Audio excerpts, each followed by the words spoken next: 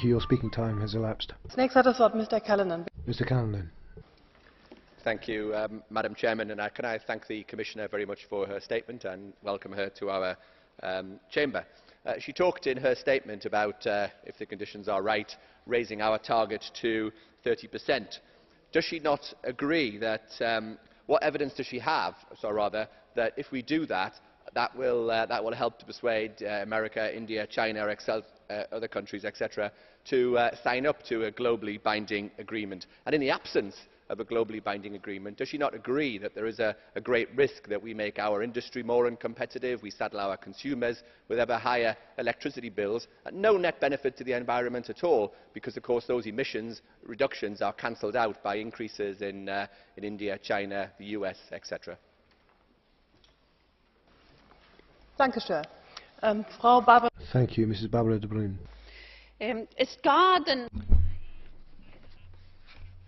It is necessary reducing the emissions. Thank you. Danke sehr. Frau Kommissarin, bitte. Thank you. Commissioner, you have the floor. If I understand the last point correctly, it's about how can we sort of enforce whatever we agree upon, and that is of course a key issue. The other question was how much should be given to developing countries, as far as I understood it. Sorry? Yes, how much should be given, and the criteria has not sort of been set up yet.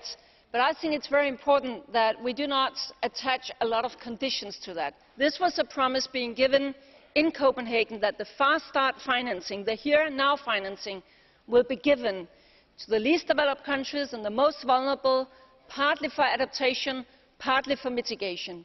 I also think that it's only logical that we defend that it must happen through existing channels. We cannot time-wise afford to invent new governance systems or channels or whatever for this money to get out to work, because we should get them out working as soon as possible. I would say that the EU is already ready for Bonn to deliver the Fast Start financing, and I would say at the latest in Mexico the world must be ready to deliver on its promises on Fast Start financing from Copenhagen and to set up sort of the different criteria and exactly how are we going to do it. To Mrs. Hassi, it was a point of view of the need to stick to 30%, and in many respects it relates also to what Mr. Callahan said. It's not very easy to decide exactly when should we go to 30% and exactly what would it take to go to 30%. That is why what is in this communication is that before the June European Council, we will provide an analysis exactly how could we intelligently go to 30%. What would it require? Of course, nobody should be naive. Of course, we should take care of our own industry. Obviously, we should know what we are doing and we should not be naive.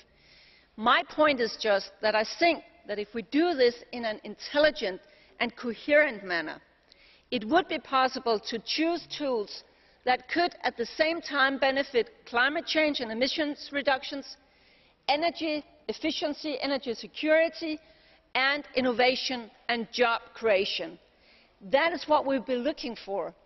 I'm not saying it's going to be easy. We should not sort of think it's just a piece of cake to go to 30%. But we must know what will be the potential, what will be the implications, and that would be the analysis that I would sort of provide before the European Council meeting this June.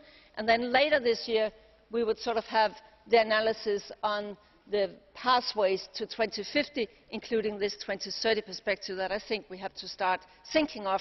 Because the reason, of course, being that, as we have said, we have pledged that we will reduce by 80 to 95% by 2050.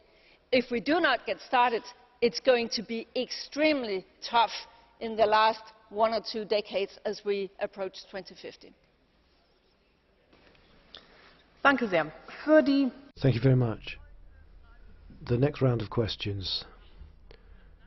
Mr. Nutter, Mr. Bronze, and Mr. Florence. Go ahead. Commissioner, contrary to the belief of the Commission, the debate regarding